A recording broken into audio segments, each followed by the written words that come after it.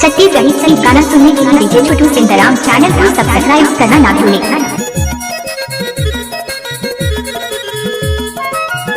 DJ दीपक धुर्वे बसनिया वाले। रामनगर के बाई गवा हूँ करमाऊ रामनगर के बाई गवा हूँ करमाऊ रामनगर के वो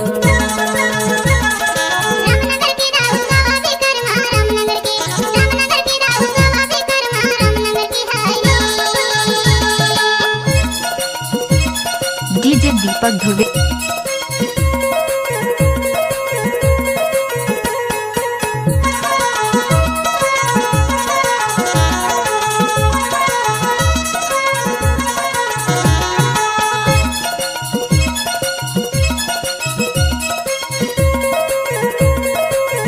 डीजे दीपक धुर्वे बसनिया वाले।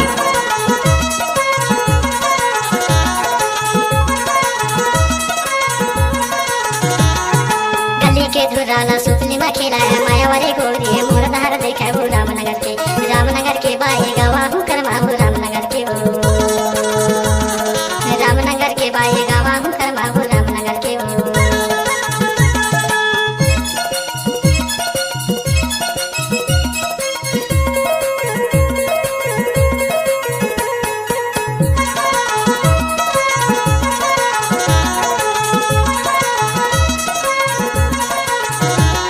डीजे छोटू सिंधराम बसनिया वाले।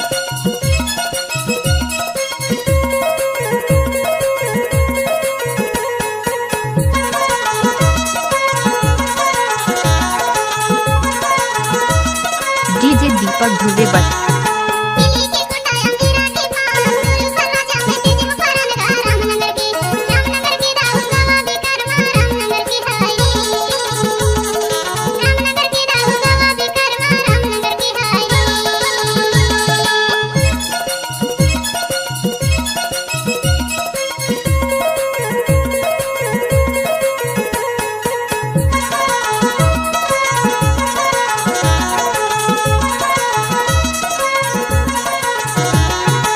डीजे हीरा सिंह सिंधराम बसनिया बिछिया जिला मंडला वाले।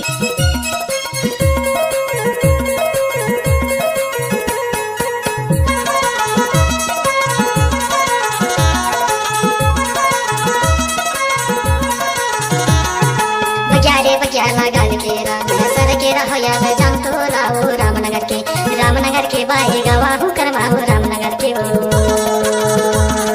रामनगर के बाई गवा हूँ करमाऊ रामनगर के वो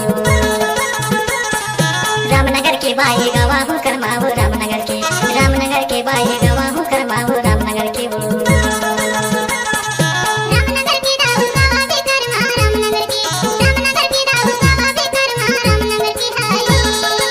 रामनगर के हाय गवा हूँ करमाऊ रामनगर के रामनगर के हाय गवा हूँ करमाऊ रामनगर के रामनगर के हाय गवा हूँ करमाऊ रामनगर के रामनगर के हाय गवा हूँ करमाऊ रामनगर। डीजे दीपक धुर्वे बसनिया वाले।